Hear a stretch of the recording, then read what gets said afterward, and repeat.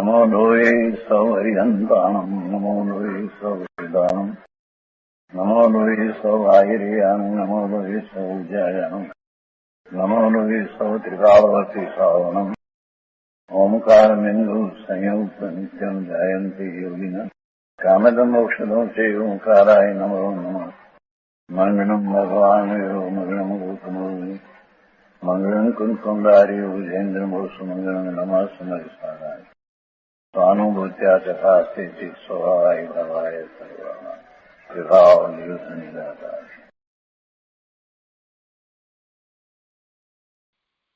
समयसार भगवान कुंकुंदाचार्य रचित समयसार तथा भगवान अमृतचंद्राचार्य रचित आत्मख्याति टीका कलश सहित एनो स्वाध्याय चाले छे।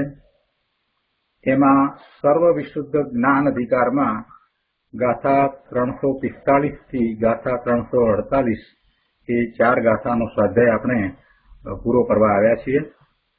गाथा गाथानो अर्थ भावार्थ अने आ गाथाओ उपर तेमज टीका अने टीका उपर पूज्य गुरुदेव कांजी स्वामीना प्रवचनना महदअंशो आपणे लीधा छे।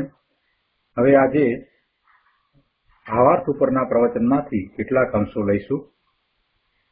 प्रवचन रत्नाकर भाग 9मो पाना नंबर 292 गाथा 345 थी 348 भावार्थ उपरनु प्रवचन। वस्तुनो स्वभाव जीनवाणीमां द्रव्य पर्याय स्वरूप कह्यो छे। द्रव्य स्वरूप अने पर्याय स्वरूप एम द्रव्य पर्याय स्वरूप वस्तुनो स्वभाव वस्तु एटले आत्मा आत्मानो स्वभाव जीनवाणीमां द्रव्य पर्याय स्वरूप कह्यो छे। माटे स्यादवादथी एवो अनेकांत सिद्ध थाय छे के पर्याय अपेक्षाए तो वस्तु क्षणिक छे अने द्रव्य अपेक्षाए वस्तु नित्य छे। पर्याय अपेक्षाए वस्तु आत्मा क्षणिक छे अने द्रव्य अपेक्षाए आत्मा नित्य छे। द्रव्य अपेक्षाए आत्मा नित्य छे ए ज वखते पर्याय अपेक्षाए आत्मा अनित्य पण छे। अने बीजी रीते कहीए तो कि ज्यारे पर्याय छे ए वखते आत्मा अनित्य छे ए ज वखते द्रव्य अपेक्षाए नित्य छे एटले बधुं साथे ज छे। एटले आत्माना स्वरूपने द्रव्य पर्याय स्वरूप कह्युं छे। नित्य अनित्य एवुं एनुं स्वरूप छे एवो एनो स्वभाव छे। जीव पण वस्तु होवाथी द्रव्य पर्याय स्वरूप छे अने आ वात दरेक द्रव्यने लागू पड़े छे कि द्रव्य पर्याय स्वरूप वस्तुनुं स्वरूप छे ए बधा ज द्रव्यने लागू पड़े छे। कोई पण अन्य द्रव्य लईए तो एमां पण जे गुणोनो समूह छे एवुं द्रव्य अने जे एक समयनी अवस्था छे ते पर्याय एवुं ज वस्तुनुं स्वरूप छे। जीव पण वस्तु होवाथी द्रव्य पर्याय स्वरूप छे। तेथी पर्याय दृष्टिए जोवामां आवे तो कार्यने करे छे एक पर्याय अने भोगवे छे बीजी पर्याय एटले अन्य पर्याय। करवावाળી एक पर्याय छे भोगववावाળી बीजी पर्याय छे। जेम के मनुष्य पर्याये शुभाशुभ कर्म कर्या अने तेनुं फळ देवादी पर्याये भोगव्युं। द्रव्य दृष्टिए जोवामां आवे तो जे करे छे ते ज भोगवे छे। जेम के मनुष्य पर्यायमां जे जीव द्रव्ये शुभाशुभ कर्म कर्या ते ज जीव द्रव्ये देवादी पर्यायमां पोते करेला कर्मनुं फळ भोगव्युं। એટલે દ્રવ્ય અપેક્ષાએ તો વાત બરાબર છે એનું એ જ દ્રવ્ય રહે છે। દ્રવ્ય બદલાતું નથી। કરવાવાળું દ્રવ્ય અને ભોગવવાવાળું દ્રવ્ય એક જ છે। પરંતુ પર્યાય અપેક્ષાએ વાત જુદી છે કે જ્યારે કાર્ય થયું ત્યારે જે પર્યાય હતી તે નાશ પામી અને જ્યારે ભોગવાય છે ત્યારે જુદી પર્યાય છે। એટલે એક સમયની પર્યાય જેટલો આત્માને માનવામાં આવે ક્ષણિક માનવામાં આવે तो एम कहेवाय के करवावाळो आत्मा जुदो छे अने भोगववावाळो आत्मा जुदो छे। पर्याय अपेक्षाए ए वात साची छे પણ એને એકાંતે લેવાય નહીં, કેમ કે દ્રવ્ય અપેક્ષાએ એ વાત ખોટી પડે છે. દ્રવ્ય અપેક્ષાએ તો એ કરવાવાળો અને ભોગવવાવાળો આત્મા એક જ છે. અહીંયા વધારે સ્પષ્ટ કરતા ગુરુદેવ સમજાવે છે કે જુઓ શું કહે છે કે દેવાધિદેવ જીનેન્દ્ર દેવની વાણીમાં વસ્તુનો સ્વભાવ દ્રવ્ય પર્યાય સ્વભાવ નિરૂપ્યો છે. જીનેશ્વર ભગવાનની વાણીમાં ઓમકાર ધ્વનિમાં જે પરમ સત્ય પ્રકાશ્યું છે એ ઉપરથી ગણધર ભગવાને 12 અંગ અને 14 પૂર્વની રચના કરી અને એમાંથી આ જે શાસ્ત્રો જે દ્રવ્યસૂત આપણને ઉપલબ્ધ થયું છે એમાં આ વાત આવી છે કે દ્રવ્ય પર્યાય સ્વરૂપ વસ્તુનો સ્વભાવ છે.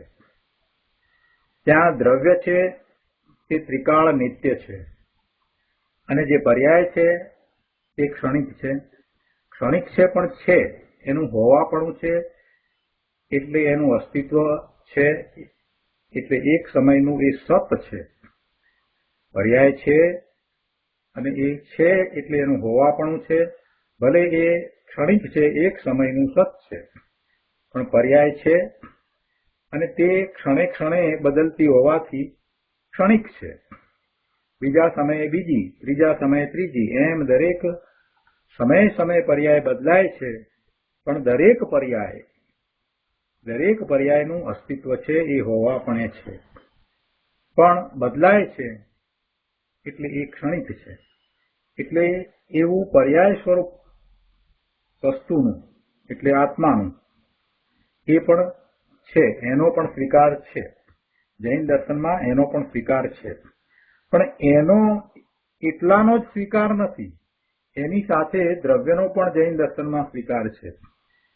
એક ક્ષણની પર્યાય એ આત્માનું સ્વરૂપ છે, એવી અનંતી પર્યાય એ આત્માનું સ્વરૂપ છે, એવો તો સ્વીકાર જૈન દર્શનમાં છે જ, પણ એની સાથે જે બદલાતું નથી એવા દ્રવ્યનો પણ સ્વીકાર છે.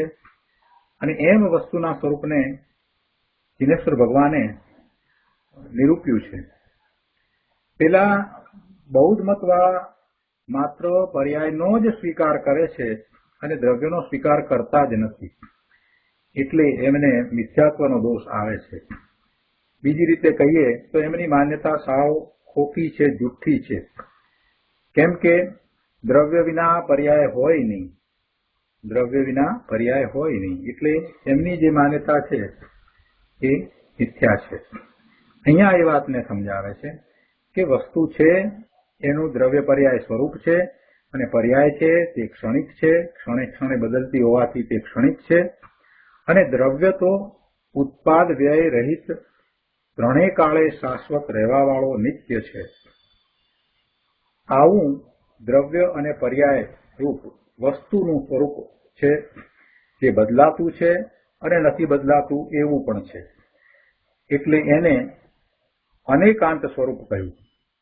વસ્તુનું સ્વરૂપ અનેકાંત સ્વરૂપ છે, જે ત્યાદવાદથી સિદ્ધ થાય છે. અને તે આ રીતે કે પર્યાય અપેક્ષાએ વસ્તુ ક્ષણિક છે અને દ્રવ્ય અપેક્ષાએ તે નિત્ય છે. ટકીને પલટવું અને પલટીને ટકી રહેવું એ દ્રવ્ય નામ વસ્તુનો સ્વભાવ છે. આગળ 293 પાના ઉપર ચોથા પેરેગ્રાફમાં કહે છે કે જીવ પણ વસ્તુ હોવાથી દ્રવ્ય પર્યાય સ્વરૂપ છે. પર્યાયની અપેક્ષાએ તે ક્ષણિક છે. પર્યાયનો જ વિચાર કરીએ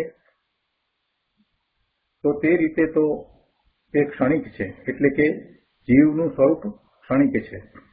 માત્ર પર્યાયનો જ વિચાર કરીએ, પર્યાયની મુખ્યતાથી વિચારીએ તો આત્માનું સ્વરૂપ પર્યાય ક્ષણિક છે, માટે આત્માનું સ્વરૂપ ક્ષણિક છે. એટલે પર્યાયની અપેક્ષાએ એ ક્ષણિક છે અને દ્રવ્ય જે ત્રિકાળ રહે છે એ અપેક્ષાએ એ ધ્રુવ છે, નિત્ય છે. આમ હોવાથી પર્યાય દ્રષ્ટિએ જોતા કાર્ય કરે છે એક પર્યાય અને ભોગવે છે અન્ય પર્યાય.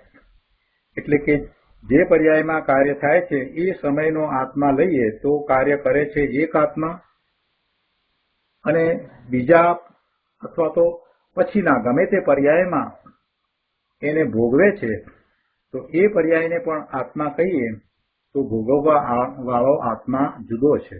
કરવા વાળો અને ભોગવવા વાળો આત્મા જુદો છે.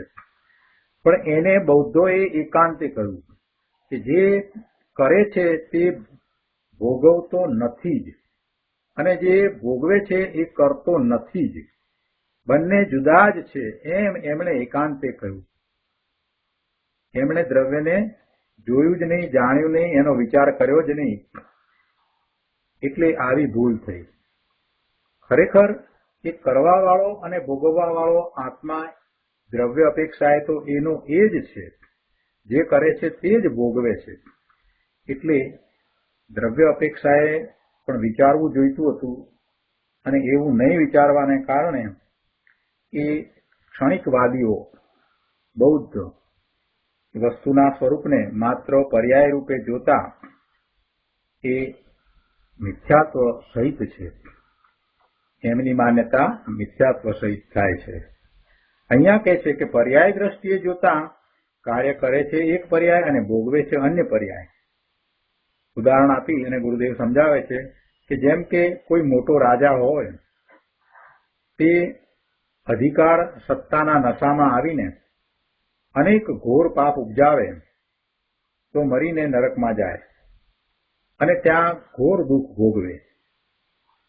મનુષ્ય પર્યાયમાં કરેલા પાપનું ફળ નરકની પર્યાયમાં ભોગવે.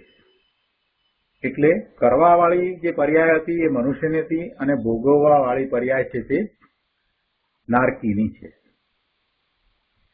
એવી જ રીતે કોઈ શ્રદ્ધાવાન, દયાળુ, સદગ્રસ્ત હોય તે અનેક પ્રકારે દાન આદિ પુણ્ય કાર્ય કરે અને મરીને સ્વર્ગમાં જાય, ત્યાં અનેક પ્રકારના ભોગ ભોગવે. એટલે આ રીતે મનુષ્ય પર્યાયમાં કરેલા પુણ્ય કાર્યનું ફળ દેવની પર્યાયમાં ભોગવે. એટલે હવે બંને માટે જો વિચાર કરીએ તો જે પર્યાયમાં કાર્ય થયું અને જે પર્યાયમાં ભોગવાય છે બંને પર્યાય જુદી છે, અને એ પર્યાયને જ આત્મા કહીએ તો કરવા વાળો આત્મા જુદો અને ભોગવવા વાળો આત્મા જુદો. પર્યાય દ્રષ્ટિથી જોઈએ, પર્યાયની મુખ્યતાથી જોઈએ તો કાર્યને કરે છે એક પર્યાય અને ભોગવે છે બીજી પર્યાય. એટલે એ બૌદ્ધ મતવાદીઓની આમાં ભૂલ થઈ ગઈ. એમણે પર્યાયને જ જોઈ, પર્યાય દ્રષ્ટિથી જોયું અને પર્યાયને જ જોયું. જિનેશ્વર ભગવાને પર્યાયને પણ જોઈ અને દ્રવ્યને પણ જોયું. માત્ર પર્યાયને જોવાથી ભૂલ થાય. વર્તમાન પર્યાય જેવડો આત્મા માનવાથી મિથ્યાત્વનો પ્રસંગ આવે. પર્યાયથી આગળ વધીને પર્યાય જે દ્રવ્યની છે એ દ્રવ્ય તરફ લક્ષ કરતા બધા વિરોધો ટળી જાય. પર્યાય અપેક્ષા એ વસ્તુનું સ્વરૂપ આમ છે અને દ્રવ્ય અપેક્ષા એ વસ્તુનું સ્વરૂપ બીજી રીતે પણ છે, એમ સ્યાદવાદથી એ કથન કરવામાં આવે છે. એ અનેકાંત છે, અને એવો અનેકાંત જિનેશ્વર ભગવાનની વાણી સિવાય બીજે ક્યાંય મળતો નથી. એટલે વસ્તુના સ્વરૂપને જે અનેકાંત દ્વારા સમજ્યા નથી એવા ભારતમાં જે ષટ દર્શન છે, 6 દર્શન છે, તે પૈકીના બધા જ દર્શનો, જૈન દર્શન સિવાયના બધા જ દર્શનો જે વસ્તુના સ્વરૂપને અનેકાંતથી કહેતા નથી, તેમાં એકાંતે માન્યતા કરવાને કારણે દોષ આવે છે. એટલે એ મિથ્યાત્વ જ છે. એમાં પછી ગમે તે હોય, વેદાંત હોય, નૈયાયિક હોય, સાંખ્ય હોય, બૌદ્ધ હોય, પણ એ બધા મત એકાંતે વસ્તુના સ્વરૂપને સ્વીકારે છે. એટલે એ મત મિથ્યા છે. કેમ કે એક અપેક્ષાથી જ વસ્તુના સ્વરૂપને જુએ છે, બીજી અપેક્ષાનો વિચાર જ નથી કરતા. એટલે એ વાત એમની મિથ્યા ઠરે છે. એટલે આચાર્ય ભગવાને, મહાપુરુષોએ જેમણે જિનેશ્વર ભગવાનની વાણીમાંથી સત્યને પ્રકાશ્યું છે એ હંમેશા કહે છે કે આ વાત જિનેશ્વર ભગવાનની વાણી સિવાય બીજે ક્યાંય હોતી નથી. આવું કહેવા પાછળનો આ આશય છે. કેમ કે ત્યાં અનેકાંત નથી, એટલે આ વાત બીજે ક્યાંય હોતી નથી. કંઈ કહેવા ખાતર કહ્યું છે એમ નથી, કે બીજાને નીચા પાડવા છે એટલે કહ્યું છે એમ પણ નથી, કે દિનેશ્વર ભગવાનની વાણીમાં જ આ વાત છે ને બીજે નથી, પણ એ એમ જ છે. કેમ કે ત્યાં અનેકાંતથી વસ્તુના સ્વરૂપને સ્વીકારવામાં આવતું જ નથી. કેટલીય વખત ગુરુદેવે પ્રવચનમાં એમ કહ્યું કે આ વાત જીનવાણી સિવાય બીજે ક્યાંય મળે નહીં. એટલે ઘણાએ તો એને ગંભીરતાપૂર્વક લીધું જ નથી. તો ઠીક છે, જાણે કહ્યું, કહેવા ખાતર કહ્યું. કેટલીય જગ્યાએ આચાર્ય ભગવાને પણ એમ કહ્યું છે કે આ વાત જીનવાણીમાંથી આવી છે, એવી વાત કરી હોત એને પણ ગંભીરતાથી લીધી નથી. કેમ કે બીજી અન્ય માન્યતાઓને હજી એમના મનમાં એમ છે કે બધા ધર્મ સાચા છે, બધા સરખા છે, એવી ઊંધી માન્યતા હજી એમના મનમાં પડી છે ને, એટલે કેટલાય લોકો એને ગંભીરતાથી લેતા જ નથી. મોટા મોટા વિચારકો, મોટા વક્તાઓ, ધર્મનો ઉપદેશ આપનારાઓ પણ આ રીતે વિચાર કરતા નથી કે જૈન દર્શન સિવાય બીજે ક્યાંય અનેકાંત છે નહીં. અને જો વસ્તુના સ્વરૂપને અનેકાંત સિવાય સ્વીકારવામાં આવે તો એકાંતે કોઈ પણ વસ્તુને સ્વીકારતા એમાં મિથ્યાત્વનો પ્રસંગ આવ્યા વિના રહે જ નહીં. પછી એ ગમે તેવું એ અન્ય મતનું શાસ્ત્ર હોય, તે છતાંય એ દોષ રહિત હોઈ શકે જ નહીં. આપણે એને જૈન ફિલોસોફી દ્વારા સમજાવવા બેસીએ, કોઈ પણ હિન્દુના શાસ્ત્રને લઈને આપણે એમ કહીએ કે એમાંથી પણ આપણે એ વાત કાઢીએ તો એ નીકળી શકે જ નહીં. જે વસ્તુ જ્યાં નથી ત્યાંથી એ વસ્તુ ક્યાંથી નીકળશે? અનેકાંત સ્વરૂપ જ નથી, એકાંતે જ વાતને કહેવામાં આવી છે, તો પછી એમાંથી જીનેશ્વર ભગવાને જે વાત કહી છે એવી વાત ક્યાંથી નીકળશે? એટલે વર્તમાનમાં મનુષ્ય પર્યાયમાં આપણી પાસે થોડા વર્ષો બાકી રહ્યા હોય ત્યારે ગમે તેવા શાસ્ત્રોનું અધ્યયન ન કરવું. જેને શાસ્ત્ર ન કહેવાય એને આપણે ભૂલમાં શાસ્ત્ર કહીએ, અને એવા ગમે તેવા પુસ્તકોનું અધ્યયન ન કરવું. સાચા શાસ્ત્રો, દેવ ગુરુ શાસ્ત્રની સાચી શ્રદ્ધા એ મોટી વાત છે. એટલે સાચા શાસ્ત્રો કે જે જીનવાણીમાંથી આવ્યા છે એનું જ અધ્યયન કરવું. નહીતર એકાંતે વસ્તુના સ્વરૂપને પકડી અને મિથ્યાત્વને કારણે જીવને ભટકવાનું થશે. જો અહીંયા અનેકાંતનું મહત્વ છે. આ ગાથાઓમાં મુખ્ય વાત એ છે, વસ્તુનું સ્વરૂપ તો સમજાવ્યું જ છે, પણ સાથે ને સાથે દરેક જગ્યાએ વસ્તુના સ્વરૂપને અનેકાંતથી સમજવું જોઈએ, નહીતર મિથ્યાત્વનો પ્રસંગ આવે એ વાત પણ સાથે અહીંયા કહી છે. અહીંયા કહે છે કે પરંતુ દ્રવ્ય દ્રષ્ટિથી જોવામાં આવે તો જે કરે છે તે જ ભોગવે છે. મનુષ્ય પર્યાયમાં જે જીવ દ્રવ્ય શુભ કે અશુભ કાર્ય કરે છે તે જ જીવ દ્રવ્ય દેવ કે નારકીની પર્યાયમાં પોતે કરેલા કર્મનું ફળ ભોગવે છે. દ્રવ્યની અપેક્ષા એ જો વિચારીએ તો જે કરનાર આત્મા છે તે જ ભોગવનાર છે.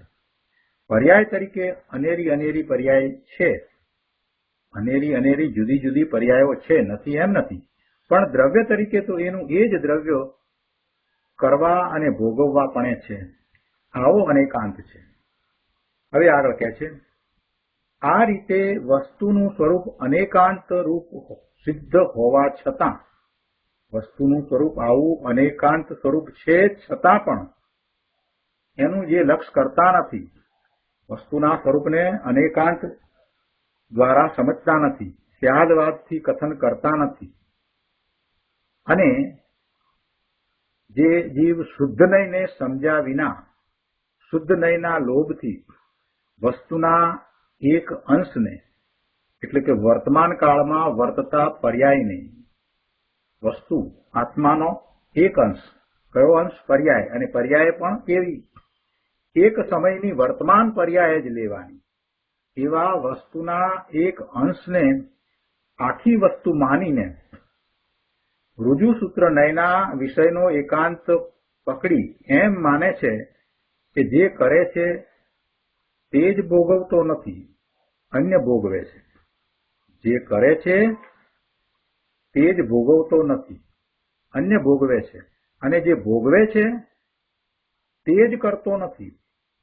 ભોગવે છે એ કરવા વાળો નથી, અને એમાં પણ એકાંત કરી કે જે ભોગવે છે તે જ કરતો નથી, અન્ય કરે છે. આવી જે શ્રદ્ધા લઈને બેઠા છે તે જીવ મિથ્યા દ્રષ્ટિ છે. અરહંતના મતના નથી, એ દિનેશ્વર ભગવાનની વાણીને માનવા વાળા નથી, એમની આજ્ઞા કે આમન્યામાં નથી. કારણ કે પર્યાયોનું ક્ષણિકપણું હોવા છતાં દ્રવ્યરૂપ ચૈતન્ય ચમત્કાર તો અનુભવ ગોચર નિત્ય છે. 294 પાના ઉપર અહીંયા કહે છે, ગુરુદેવ સમજાવે છે ત્રીજા પેરેગ્રાફમાં કે શું કહ્યું. વસ્તુ તો અનેકાંતમય જ છે. વર્તમાન પર્યાય જે ભાવ કરે તેનું ફળ બીજી ભવિષ્યની પર્યાય ભોગવે છે. તેથી કરીને કાંઈ આત્મદ્રવ્ય બદલાઈ જતું નથી કે નષ્ટ થઈ જતું નથી. આત્મદ્રવ્ય તો ત્રિકાળ એમ ને એમ રહે છે. આત્મા તો તે પર્યાયમાં તેનો તે જ રહે છે. દ્રવ્યની અપેક્ષાએ તો જે દ્રવ્ય વર્તમાન પર્યાયમાં કાર્ય કર્યું છે તે જ દ્રવ્ય બીજી ક્ષણે તેના ફળને ભોગવે છે, બીજા સમયે એના ફળને ભોગવે છે. એટલે કરવા વાળો અને ભોગવવા વાળો આત્મા તો એનો એક છે, એ તો અવિનાશી છે, એ તો ત્રણેય કાળ રહે છે.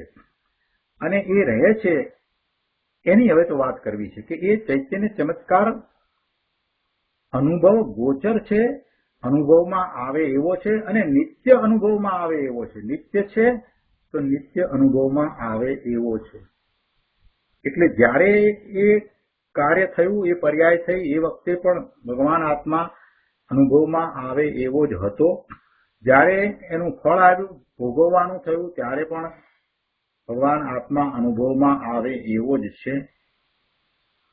એટલે એ ચૈતન્ય ચમત્કાર અનુભવ ગોચર નિત્ય વસ્તુ તો દરેક સમયે છે. છતાં આપણે એમ કહીએ કે આત્મા ક્ષણિક છે તો આ કેવડી મોટી ભૂલ થઈ જાય. જે જીવતો જાગતો ત્રણેય કાળે રહ્યો છે અને જે દરેક સમયે અનુભવાય છે, છતાં એને માત્ર પર્યાય જેવડો માની અને એમ કહેવામાં આવે કે એક સમયનું એ સત હતું એ તો નાશ પામ્યું, એટલે આત્મા નાશ પામ્યો, બીજી ક્ષણે નવો આત્મા, ત્રીજી ક્ષણે નવો આત્મા. તો આ તો કેવડી મોટી ભૂલ છે. બહુ સમજવા જેવી વાત છે. તો અહીંયા એમ કહ્યું કે દ્રવ્યની અપેક્ષાએ તો જે દ્રવ્ય વર્તમાન પર્યાયમાં કાર્ય કર્યું છે તે જ દ્રવ્ય પછીની કોઈ પણ પર્યાયમાં એના ફળને ભોગવે છે. આ ભોગવવાની વાત આવી એટલે કોઈએ પ્રશ્ન કર્યો કે દ્રવ્ય તો ભોગવતું નથી ને. જુઓ, બહુ ઊંડાણપૂર્વક અભ્યાસ ન કર્યો અને થોડા થોડા શબ્દો યાદ રાખી લીધા હોય, થોડી થોડી વાતોને યાદ રાખી હોય એટલે આવા પ્રશ્નો થાય. પણ તો પણ આ પ્રશ્ન જે છે એનો ગુરુદેવે બહુ સરસ રીતે ઉત્તર આપ્યો છે કે અહીંયા શેની વાત ચાલે છે. દ્રવ્ય ભોગવે છે એ અહીંયા સિદ્ધ નથી કરવું.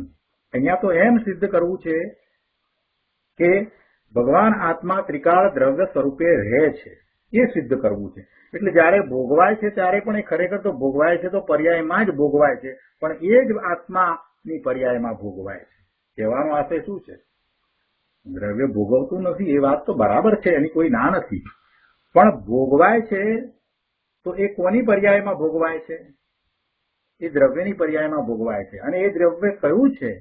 તો કે એ જ એ દ્રવ્ય છે, એનું એ જ દ્રવ્ય છે કે જે દ્રવ્યની પર્યાયમાં કાર્ય થયું હતું એનું એ જ દ્રવ્ય અત્યારે જયારે ભોગવાય છે ત્યારે પણ એનું એ જ દ્રવ્ય છે, એમ અહીંયા તો કહેવું છે. એટલે પછી ટૂંકમાં એમ કહેવામાં આવે કે એ રીતે આત્મા કરવા વાળો અને ભોગવવા વાળો એક જ છે. એટલે દ્રવ્ય એનું એ જ છે, જે કરે છે એ જ ભોગવે છે, એમ ટૂંકમાં કહેવામાં આવ્યું છે. પણ ત્યાં એમ સિદ્ધ નથી કરવું કે દ્રવ્ય ભોગવે છે એમ કહેવાનો આશય નથી. દ્રવ્ય ભોગવે છે એટલે કે એ જ દ્રવ્યની પર્યાયમાં ભોગવવાપણું થાય છે. એ જ દ્રવ્યની પર્યાયમાં કરવાપણું હતું, એ જ દ્રવ્યની પર્યાયમાં ભોગવવાપણું છે. એટલે દ્રવ્ય એનું એ જ છે એમ સિદ્ધ કરવું છે. એટલે શબ્દોને પકડી અને જયારે પ્રશ્નો કરવામાં આવે ત્યારે આવી ભૂલો થાય. ગુરુદેવે સરસ રીતે વાતને સમજાવી છે કે પર્યાયને દ્રવ્ય કરતું નથી અને દ્રવ્ય ભોગવતું નથી, એ વાત અહીં અત્યારે નથી. અહીં બીજી વાત છે. અહીં તો પર્યાયોમાં દ્રવ્ય અન્વય રૂપ રહેલું છે. એમ દ્રવ્ય અને પર્યાય બંનેને સિદ્ધ કરવા છે. જો આ સરસ વાત મૂકી છે. પર્યાયોમાં દ્રવ્ય અન્વય રૂપ રહેલું છે, એમ દ્રવ્ય અને પર્યાય બંનેને સિદ્ધ કરવા છે. એટલે કે જે પર્યાય છે એ પર્યાય એ દ્રવ્યની છે, એટલે એમાં દ્રવ્ય અન્વય રૂપ છે, એકલી પર્યાય નથી. દ્રવ્ય વિનાની એકલી પર્યાય હોઈ શકે નહીં. પર્યાયમાં દ્રવ્ય અન્વય રૂપ રહેલું છે. દ્રવ્યની જે પર્યાય છે, દરેક ક્ષણે ક્ષણે થતી પર્યાય, દરેકે દરેક પર્યાયમાં એમાં દ્રવ્ય અન્વય રૂપે રહેલું છે. એમ ન હોય તો એ પર્યાય હોઈ શકે જ નહીં. કોઈ પણ પર્યાય કોઈ પણ દ્રવ્યની જ હોય, એનું કોઈ એક દ્રવ્ય હોય ત્યારે એ પર્યાય હોય. એટલે એ પર્યાયમાં દ્રવ્ય અન્વય રૂપ રહેલું છે. એટલે જ્યારે કરવાવાળી પર્યાય હતી ત્યારે પણ દ્રવ્ય અન્વય રૂપ હતું. એટલા માટે એને આત્મા કહ્યો, એને ક્ષણિક આત્મા કહ્યો. અને પછી એ પર્યાયનો નાશ થયો એટલે એ આત્માનો નાશ થયો એમ માનવામાં આવ્યું. પર્યાય અપેક્ષાએ પર્યાયની મુખ્યતાથી. ભોગવવાવાળી પર્યાય છે એ વખતે પણ એ પર્યાયમાં પણ દ્રવ્ય અન્વય રૂપ રહેલું છે. એ પણ પર્યાય દ્રવ્ય વિનાની નથી, એ દ્રવ્યની જ પર્યાય છે. દ્રવ્ય વિના પર્યાય હોય નહીં. એટલે એમાં જે દ્રવ્ય રહ્યું છે અન્વય રૂપ, એ દ્રવ્ય તેનું તે જ છે. એટલે કે જે કરવાવાળી પર્યાય વખતે જે દ્રવ્ય અન્વય રૂપ હતું એ જ દ્રવ્ય ભોગવવાવાળી પર્યાયના વખતે પણ એ અન્વય રૂપ રહેલું છે. ભોગવવાવાળી પર્યાયમાં પણ એનું એ જ દ્રવ્ય અન્વય રૂપ રહેલું છે. એમ દ્રવ્ય અને પર્યાય બંને અહીંયા સિદ્ધ થાય છે. એ વાત અહીંયા તો લીધી છે. તેથી કહ્યું કે પર્યાય અપેક્ષાએ જે પર્યાય કરે છે તે ભોગવતી નથી, પછીની બીજી પર્યાય ભોગવે છે. તથાપિ દ્રવ્ય અપેક્ષાએ તો જે કરે છે તે જ ભોગવે છે. અહીં તો એક પર્યાયમાં જ આત્મા જાણીને આ રમત માંડી છે. પર્યાયને જ આખો આત્મા માની લીધો છે.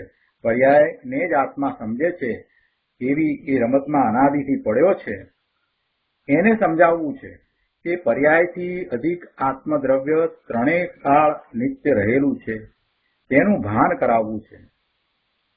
પર્યાયમાં જ જેણે રમત માંડી છે એને સમજાવવું છે કે ભાઈ પર્યાયમાંથી તું હવે ખસ અને તારા ત્રિકાળી દ્રવ્ય તરફ દ્રષ્ટિ કર.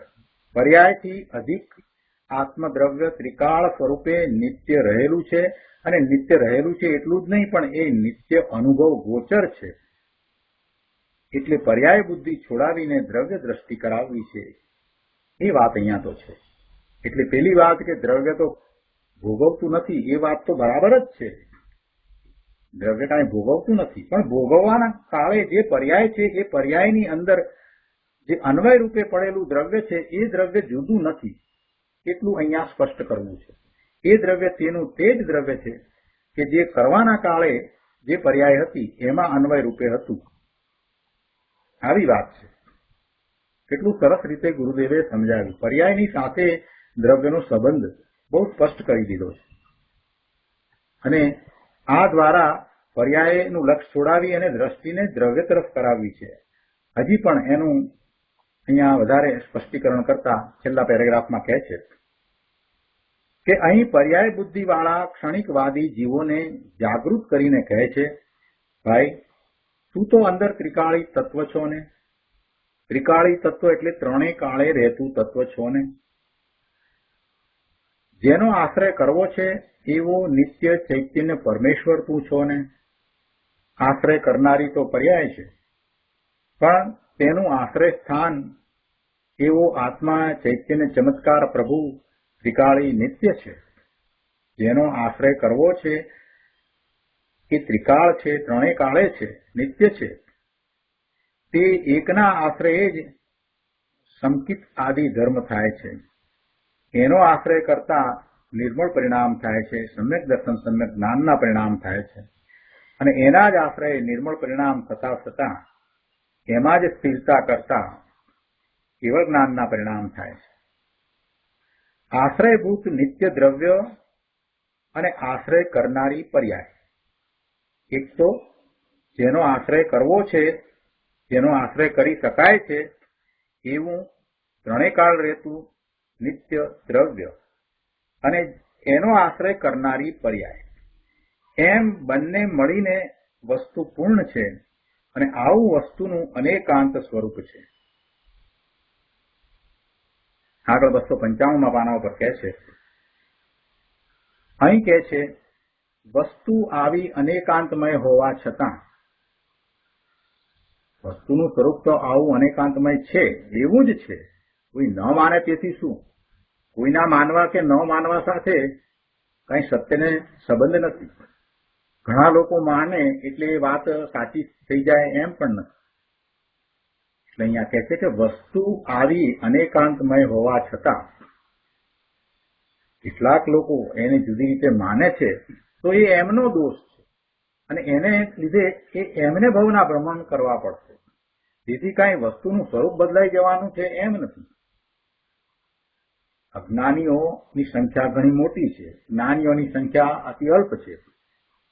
તો અજ્ઞાનીઓ બધા માને એટલે કે અસત્ય છે તે સત્યમાં કઈ ફેરવાઈ જતું નથી.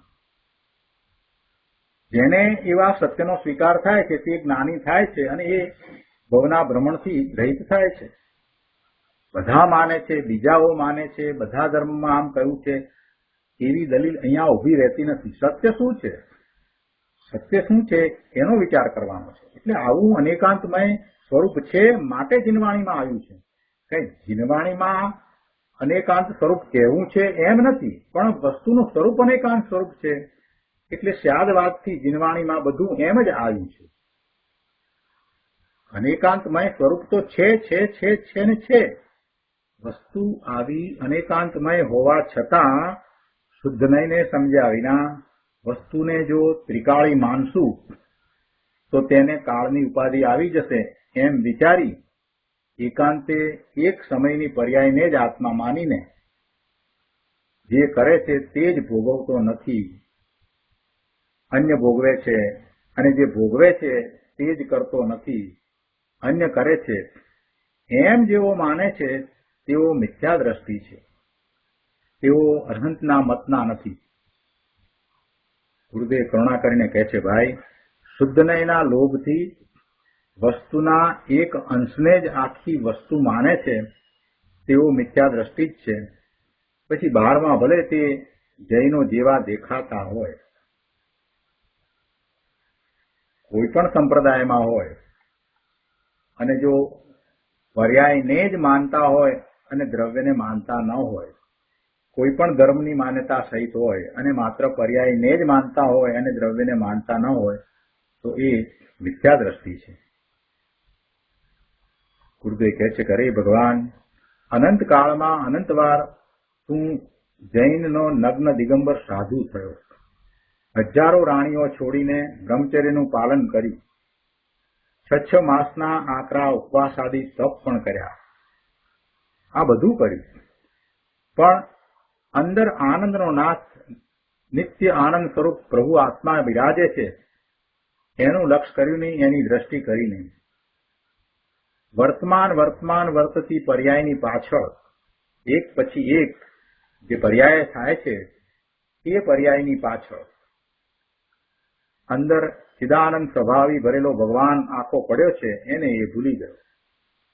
આ એક પછી એક વર્તમાન પર્યાયોની પાછળ દોડ મૂકતા એનું જ લક્ષ કરતા અંદર ચિદાનંદ સ્વરૂપથી ભરેલો ભગવાન આત્મા આખો પડ્યો છે એને એ ભૂલી ગયો. પર્યાયની રમતમાં મૂર્છાઈને એણે ભગવાન આત્માને જોયો નહીં. પર્યાયમાં દયા, દાન, વ્રત આદિના જે ભાવ થાય તે ક્ષણિક વિકારના પરિણામ છે, એ એનો સ્વભાવ નથી. એનો સ્વભાવ તો નિર્મળ પરિણામ રૂપ છે. એટલે આ જે ભાવ થયા, શુભ ભાવ થયા, એ વિકાર છે, એ સ્વભાવ નથી. એટલે કહે છે કે પર્યાયમાં દયા, દાન, વ્રત આદિના જે ભાવ થયા એ જીવને થયા છે, એ ક્ષણિક વિકારના પરિણામ છે. અને એવા ક્ષણિક વિકારના પરિણામને ધર્મ માનનારા પણ પર્યાય દ્રષ્ટિ જ છે, કેમ કે તેમને અંદર ત્રિકાળી નિત્ય ચૈતન્ય દ્રવ્યનો સ્વીકાર થયો નથી.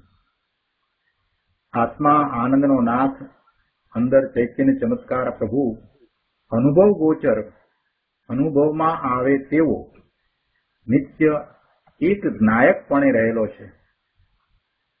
સમયસારની 6ઠ્ઠી ગાથામાં એક શુદ્ધ જ્ઞાયક ભાવ કયો છે ને, આવા નિજ નિત્ય દ્રવ્યની દ્રષ્ટિ કર્યા વિના પર્યાયમાં રમત માંડીને તેમાં એટલે શુભ રાગમાં એ સંતુષ્ટ થયો છે, શુભ ભાવમાં એ સંતોષ પામી ગયો છે કે અમે ધર્મ માર્ગમાં છીએ. તો તેને કહે છે કે ભાઈ તું શુભ ભાવમાં ધર્મ માને છે, જેને કારણે બંધ થાય છે એમાં તું મુક્ત થવાનું માને છે, તો એ તો મિથ્યાત્વ છે. નિજ ચૈતન્ય ચમત્કાર વસ્તુનું ભાન કર્યા વિના જીવ મિથ્યા દ્રષ્ટિ જ છે. સ્વરૂપનું લક્ષ કરીને એનો અનુભવ કર્યા વિના જીવ મિથ્યા દ્રષ્ટિ જ રહે છે. આગળ પણ કહે છે અનંતના મતની બહાર છે એ બધા જે મિથ્યા દ્રષ્ટિ છે, જે માને છે કે જે કરે છે તે જ ભોગવતો નથી, અન્ય ભોગવે છે, અને અન્ય જે ભોગવે છે તે કરતો નથી, અન્ય કરે છે, એમ માત્ર પર્યાયને જ માને છે અને દ્રવ્યને નથી માનતા, એ બધા અનંતના મતની બહાર છે. કેમ કે પર્યાયોનું ક્ષણિકપણું હોવા છતાં દ્રવ્યરૂપ ચૈતન્ય ચમત્કાર એ તો નિત્ય છે અને નિત્ય અનુભવમાં આવે એવો અનુભવ ગોચર છે. છેલ્લા પેરેગ્રાફમાં કહે છે કે પ્રત્યભિજ્ઞાનથી જણાય છે કે બાળક અવસ્થામાં જે હું હતો તે જ હું તરુણ અવસ્થામાં હતો અને તે જ હું વૃદ્ધ અવસ્થામાં છું. આ રીતે જે કથનચિત નિત્ય રૂપે અનુભવ ગોચર છે, સ્વસંવેદનમાં આવે છે અને જેને જીનવાણી પણ એવો જ ગાય છે, તેને જે ન માને તે મિથ્યા દ્રષ્ટિ છે એમ જાણવું. 296 પાના ઉપર આ વાતને ગુરુદેવ સમજાવતા કહે છે કે આત્મા કથનચિત એટલે દ્રવ્ય સ્વભાવે નિત્ય અનુભવ ગોચર છે. એક અપેક્ષા, દ્રવ્યની અપેક્ષાએ લીધી. આત્મા કોઈ અપેક્ષાએ એટલે દ્રવ્ય અપેક્ષાએ નિત્ય અનુભવ ગોચર છે, દ્રવ્ય સ્વભાવે નિત્ય અનુભવ ગોચર છે. તો પછી પર્યાયનું શું? પર્યાય છે, પર્યાય તો છે ને. હા, પર્યાય છે, અને વર્તમાન વર્તતી જે પર્યાય એ દ્રવ્યની દ્રષ્ટિ કરીને પ્રકટ થાય છે, તેમાં આ વર્તમાન પર્યાય એ પર્યાય છે, નથી એમ નથી, પણ એ પર્યાય જો દ્રવ્યની દ્રષ્ટિ કરે અને પ્રકટ થાય, એટલે દ્રવ્યનું લક્ષ કરીને વર્તમાન પર્યાય પ્રકટ થાય, તેમાં એ પર્યાયમાં આ હું નિત્ય ચિદાનંદ સ્વરૂપ ધ્રુવ છું એમ જણાય છે. દ્રવ્ય સ્વભાવે આત્મા નિત્ય અનુભવ ગોચર છે, અને પર્યાય તો હા પર્યાય પણ છે, અને વર્તમાન વર્તતી પર્યાયને આપણે માનીએ છીએ એક સમયનું સત છે, પણ એ પર્યાય જો દ્રવ્યની દ્રષ્ટિ કરે અને પ્રકટ થાય તો એ પર્યાયમાં એને ભગવાન આત્મા જણાય છે. ભગવાન આત્મા એને અનુભવમાં આવે છે કે આ હું નિત્ય ચિદાનંદ સ્વરૂપ ધ્રુવ છું એમ એ વર્તમાન જ્ઞાનની પર્યાય એને જાણે છે, અનુભવે છે. ત્રિકાળી ધ્રુવ નિત્ય દ્રવ્ય જે છે તે જ સમ્યક દર્શનનો વિષય છે. સમ્યક દર્શનનો વિષય કોઈ પર્યાય નથી, પણ જે ત્રિકાળ કાયમ રહેતું ધ્રુવ નિત્ય એ દ્રવ્ય, શુદ્ધ દ્રવ્ય, એ જ સમ્યક દર્શનનો વિષય છે. એટલે કે એનું લક્ષ કરતા સમ્યક દર્શન થાય છે. સમ્યક દર્શનનો વિષય ભૂતાર્થ, સત્યાર્થ, ત્રિકાળી, નિત્ય, ચૈતન્ય, ચમત્કાર છે. હવે તેને ન જુએ, તેને ન પરખે અને કહે છે કે આત્મા નાશ પામે, એને જાણે નહીં, અને આત્મા ક્ષણિક છે અને આત્મા નાશ પામે, બીજી ક્ષણે બીજો ઉત્પન્ન થાય, આવું જે કહે છે એ મિથ્યા દ્રષ્ટિ છે. બૌદ્ધ મતમાં એવું મિથ્યાત્વ કહ્યું છે. આવા ચૈતન્ય ચમત્કાર ભગવાન આત્માને ન જુએ, તેને પારખે નહીં, અને બૌદ્ધ મતીની જેમ એ જે માન્યતા માને એ બધા જ મિથ્યા દ્રષ્ટિ છે. વસ્તુ આત્મા તો પ્રત્યક્ષ સ્વસંવેદનમાં જણાય એવી ચીજ છે. સ્વસંવેદન છે તે પર્યાય છે. અનુભવ થાય છે એ પણ પર્યાય છે. અનુભવવા વાળી, સ્વને અનુભવવા વાળી પણ એ પર્યાય છે. પણ એ પર્યાય ત્રિકાળી ધ્રુવનું લક્ષ કરતા થાય છે. ત્રિકાળી ધ્રુવ નિત્ય આનંદ સ્વરૂપને નજરમાં લે છે ત્યારે એવા નિર્મળ પરિણામ થાય છે, ત્યારે એ પર્યાયમાં આ હું નિત્ય આનંદ રૂપ ભગવાન આત્મા પરમેશ્વર સ્વરૂપ છું એમ ભાન થાય છે. અને એમ ભાન થઈને નિરાકુળ આનંદનું વેદન થાય છે. આવી સૂક્ષ્મ વાત છે. આગળ ત્રીજા પેરેગ્રાફમાં ત્રીજી લીટીમાં કહે છે કે માટે અંદર ત્રિકાળ નિત્ય આનંદનો ઢગલો પડ્યો છે, તેની ઉપર નજર નાખ, તેનો વિશ્વાસ કર, તેનો જ સત્કાર કર. જીનવાણીમાં પણ આ જ કહ્યું છે. જીનવાણી પણ એમ જ ગાય છે કે આત્મા સ્વસંવેદનમાં જણાય એવો નિત્ય આનંદ જ્ઞાન અનંત પ્રભુ છે. પર્યાયના પ્રેમમાં પડીને આવા મહિમાવંત નિત્ય શુદ્ધ જ્ઞાન આનંદ સ્વરૂપને જે માનતો નથી તે મિથ્યા દ્રષ્ટિ છે એમ જાણવું. કોઈ અન્ય મતને કોઈ પણ રીતે તિરસ્કાર્યા વિના દિનેશ્વર ભગવાનની વાણીમાં અનેકાંત દ્વારા જે વાત કરવામાં આવી છે એને વિચારીએ તો આપણને સમજાય છે કે બીજા બધાની વાત અધૂરી છે. અને એવી અધૂરી વાતને નાના બાળકની જેમ હઠ કરી અને લઈને બેઠા છે. નાનું બાળક હોય ને એ એક જ પ્રકારની હઠ કરે, ના મારે તો આમ જ જોઈએ, મારે તો આમ જ જોઈએ. આપણે ગમે તેટલું સમજાવીએ તો પણ એ હઠ બાળ હઠમાં એ સમજે નહીં કે અત્યારે પરિસ્થિતિ કેવી છે. એ ગમે ત્યારે ગમે તેવી ડિમાન્ડ કરે ત્યારે ઘણીવાર આપણને એમ લાગે કે આ બાળકની હઠ છે અને સમજાવવું ઘણીવાર અઘરું પડે. એવી રીતે આ જૈન દર્શન સિવાયના અન્ય મતવાદીઓ છે ને એ પણ વસ્તુના સ્વરૂપને એકાંતે લઈ અને હઠ કરીને રહ્યા છે કે આ જ સાચું છે. એ વિચારવા પણ તૈયાર નથી કે બીજી કોઈ અપેક્ષા છે. એટલે ભૂલ થાય છે. વેદાંત માત્ર દ્રવ્યને સ્વીકારે છે, પર્યાયને સ્વીકારતું નથી. આ બૌદ્ધ છે તે માત્ર પર્યાયને સ્વીકારે છે અને દ્રવ્યને સ્વીકારતા નથી. સાંખ્ય મતની અંદર પણ એવું જ છે. જે બધું કરે છે એ પ્રકૃતિ કરે છે એટલે કર્મ કરે છે અને પુરુષ કરતો નથી એટલે આત્મા તો કાંઈ કરતો જ નથી એવું એકાંતે માને છે. એ પણ ખોટા છે. એટલે વસ્તુના સ્વરૂપને જેમ છે તેમ જો સ્વીકારવામાં ના આવે તો ઘણી ભૂલો થવાનો સંભવ રહે છે અને પછી મિથ્યાત્વને કારણે આનંદ ભાવ થાય છે. હવે આપણે આ ગાથાઓની ટીકા ઉપરના પ્રવચનની શરૂઆતમાં ગુરુદેવે જે વાત કરી હતી એ વાત આપણે લીધી નથી. આપણે એમ રાખ્યું હતું કે જ્યારે આ ગાથાઓની મૂળ વાત પૂરી થશે પછી આપણે લઈશું. ત્યાં ગુરુદેવે ક્રમબદ્ધ પર્યાયની વાત કાઢી હતી તો આપણે અત્યારે એ પણ લઈએ. સૌથી પહેલી જ્યારે શરૂઆત કરી ત્યારે ગુરુદેવે એ વાત લીધી છે. ગાથા 345 થી 348 ટીકા ઉપરનું પ્રવચન પાના નંબર 288. ત્યાં શરૂઆતમાં ગુરુદેવે એક વાત લીધી છે. પાના નંબર 288 ગાથા 345 થી 348 ટીકા ઉપરનું પ્રવચન. એમાં ગુરુદેવ સમજાવતા કહે છે કે જીવ પ્રતિ સમયે સંભવતા, પ્રત્યેક સમયે સંભવતા,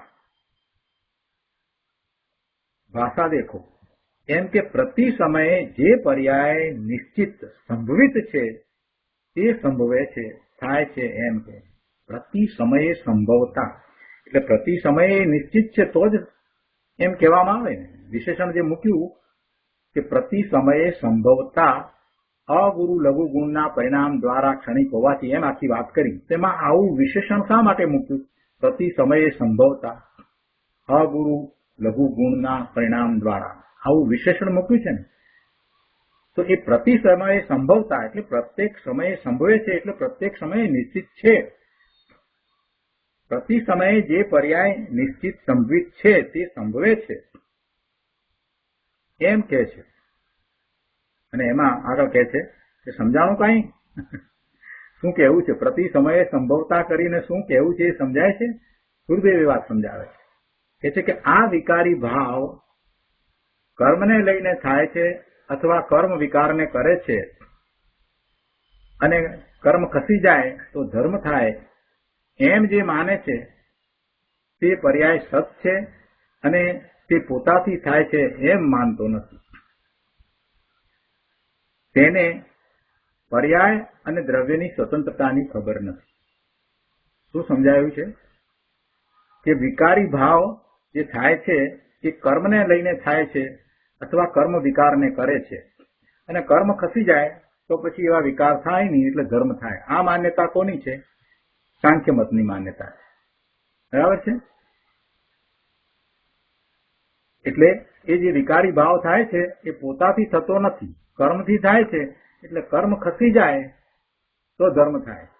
આવી માન્યતા વર્તમાનમાં પોતાની જાતને જૈન કેવડાવનારા શુષ્ક જ્ઞાનીઓની પણ છે. ઘણા લોકોની આવી માન્યતા છે. કેટલાય પંડિતો પણ એમ માને છે કે કર્મને લઈને વિકાર થાય છે. જે થાય છે એ બધું કર્મને કારણે થાય છે, ને કર્મ જો જાય તો ધર્મ થાય. કર્મ જાય તો ધર્મ થાય. કર્મનો ઉદય અત્યારે એવો છે કે ધર્મ થઈ શકે જ નહીં. આવી માન્યતા છે. અને કર્મ ખસી જાય તો ધર્મ થાય. પર્યાય સત છે અને આ વિકાર પોતાથી થતો નથી એમ માને છે. તો આવું માનવા વાળા એ સાંખ્ય મતવાદી જે છે એના જેવા જ છે. સાંખ્ય મતમાં આવી માન્યતા છે. એવા સાંખ્ય મતવાદ વાળા જ છે, ભલે પોતાની જાતને જૈન કહેવડાવતા હોય. તો ગુરુદેવ એને એમ કહે છે કે તેને પર્યાય અને દ્રવ્યની સ્વતંત્રતાની ખબર નથી. વાસ્તવમાં દરેક સમયે જે પર્યાય થવાની હોય તે જ થાય છે. પર્યાયની સ્વતંત્રતા અને દ્રવ્યની સ્વતંત્રતા શું છે એને એ સમજ્યા નથી, એટલે આ બધી વાતો આ રીતે કરે છે. ખરેખર તો એમ છે કે પર્યાય પણ સ્વતંત્ર રીતે ઉત્પન્ન થાય છે. પર્યાયના ઉત્પાદનો વિચાર કરીએ છીએ તો એ પર્યાય સ્વતંત્ર રીતે ઉત્પન્ન થાય છે. ભલે એક સમયની છે, બીજા સમયે એ પર્યાયનો નાશ થાય છે ને તે જ વખતે બીજી પર્યાય પણ ઉત્પન્ન થાય છે. એક જ સમયમાં પહેલાની પર્યાયનો નાશ છે અને નવી પર્યાયનો ઉત્પાદ છે. નવી પર્યાય ઉત્પન્ન થાય છે અને એ ઉત્પન્ન થાય છે તો એ સ્વતંત્રપણે ઉત્પન્ન થાય છે. એ પર્યાય સ્વતંત્રપણે ઉત્પન્ન થાય છે. એને કોઈ કર્મ ઉત્પન્ન કરે છે, કર્મ ઉત્પન્ન કરાવે છે એમ નથી. કોઈ પ્રકૃતિ એની પર્યાયને ઉત્પન્ન કરે છે એમ નથી. એટલે જે એમ માને છે કે આ બધી વિકારી પર્યાય થાય છે, વિકારી ભાવ થાય છે, કર્મને કારણે થાય છે, તો એ દ્રવ્ય કે પર્યાય બેમાંથી એકની પણ સ્વતંત્રતાને સમજ્યા નથી. એ કાંઈ ધર્મને સમજ્યા જ નથી. એમને પર્યાય અને દ્રવ્યની સ્વતંત્રતાની ખબર નથી. વાસ્તવમાં દરેક સમયે જે પર્યાય થવાની હોય તે જ થાય છે. વસ્તુ ત્રિકાળ નિત્ય છે અને તેની પ્રતિ સમય થનારી પર્યાય જે થવાની હોય તે થાય છે. પરને લઈને કે કર્મને લઈને કોઈ પર્યાય થતી નથી, બદલતી નથી. આવું વસ્તુનું સ્વરૂપ છે. કોઈ કર્મને લઈને પર્યાય બદલાય છે, કોઈ કર્મની અસર નીચે પર્યાય બદલાય છે એમ પણ નથી. કોઈ કર્મના ઉદયથી પ્રભાવિત થઈને પર્યાય બદલાય છે એમ પણ નથી. પર્યાય સ્વતંત્ર રીતે થાય છે. પર્યાય સ્વતંત્ર છે. જે થવાની હોય તે જ થાય છે અને જે જ્યારે થવાની હોય ત્યારે જ તે થાય છે. પ્રતિ સમયે થનારી પર્યાય, દરેક સમયે સમયે થતી પર્યાય જે થવાની હોય તે થાય છે. પરને લઈને કે કર્મને લઈને તે થતી નથી, બદલતી નથી. આવી વસ્તુ સ્થિતિ છે. આગળ કહે છે કે જેમ મોતીનો હાર હોય છે તેમાં હાર છે તે દ્રવ્ય અને દોરો તે ગુણ, અને જે મોતી છે તે પર્યાયના સ્થાને છે. તેમાં હાર અને દોરો તો કાયમી ચીજ છે. હાર છે એમાં દોરો પણ કાયમી છે. અને મોતીના દાણા એ ક્રમમાં છે. દરેક ક્રમસર છે. પોતપોતાના નિશ્ચિત સ્થાનમાં રહેલા ક્રમસર છે. પહેલું મોતી, પછી બીજું, પછી ત્રીજું, એમ પ્રત્યેક મોતી નિયત સ્થાનમાં રહેલું ક્રમબદ્ધ છે. તેમ આત્મા ત્રિકાળી નિત્ય દ્રવ્ય છે. ત્રણેય કાળે રહેતું નિત્ય દ્રવ્ય છે. અને તેના જ્ઞાન આદિ ગુણ એટલે કે શક્તિઓ એ પણ ત્રિકાળ નિત્ય છે. અને તેમાં જે પર્યાયો થાય છે તે પ્રત્યેક સમયે સમયે નિયત ક્રમમાં જે થવાની હોય તે જ પર્યાય થાય છે. આડીઅવળી થતી નથી, આગી પાછી થતી નથી, કોઈ પર્યાય આગળ પાછળ થતી નથી.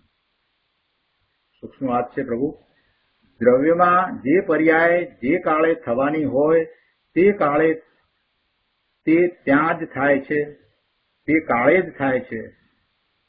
જે પર્યાય જ્યાં જે ક્ષેત્ર કાળ અને ભાવથી જે પર્યાય જ્યાં થવાની હોય ત્યાં તે જ થાય છે અને તે જ દ્રવ્યની પર્યાય થાય છે. બીજા દ્રવ્યની પર્યાય આ દ્રવ્યને વિશે થાય એમ પણ નથી. દ્રવ્ય, ક્ષેત્ર, કાળ અને ભાવ બધાથી જોઈએ તો જે પર્યાય થવાની છે તે જ થાય છે. એટલે અહીંયા પ્રતિ સમયે સંભવતા એમ જે ટીકામાં લીધું છે, પ્રતિ સમયે સંભવતા એમ ટીકામાં છે ને, એ સંભવતા શબ્દનો આ આશય છે કે પ્રતિ સમયે જે પર્યાય થવાની હોય તે જ ક્રમબદ્ધ થાય, તેમાં કોઈ અન્ય ફેરફાર કરી શકે નહીં. આ પ્રમાણે આત્મા પરનો અકર્તા અર્થાંત કેવળ જ્ઞાતા દ્રષ્ટા જ છે એમ સિદ્ધ થાય છે. ક્રમબદ્ધ પર્યાયની વાત અહીંયા તો ગુરુદેવે માત્ર 2 શબ્દોમાંથી સમજાવી દીધી. પ્રતિ સમયે સંભવતા એમાંથી આખી વાત એમણે કઈ રીતે લીધી? ભગવાનના જ્ઞાનમાં 3 લોક 3 કાળ જણાયા છે. પ્રત્યેક દ્રવ્યની અનાદિ અનંત 3 કાળની ધારાવાહી પ્રગટ થનારી પર્યાયો એક પછી એક પર્યાય થાય છે ને, આ ક્રમમાં થાય છે ને, એવો જ આખો પર્યાયનો પ્રવાહ છે. દ્રવ્ય અવિનાશી છે, અનાદિથી છે, અનંત કાળ સુધી રહેવાનું છે, તો એની પર્યાય પણ અનંત છે અને એ બધી પર્યાયનો આખો પ્રવાહ છે.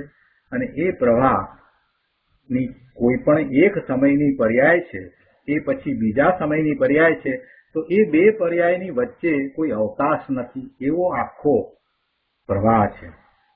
દ્રવ્યની અનાદિ અનંત 3 કાળની ધારાવાહી પ્રગટ થનારી પર્યાયો એ ભગવાનના કેવળ જ્ઞાનમાં જણાય છે.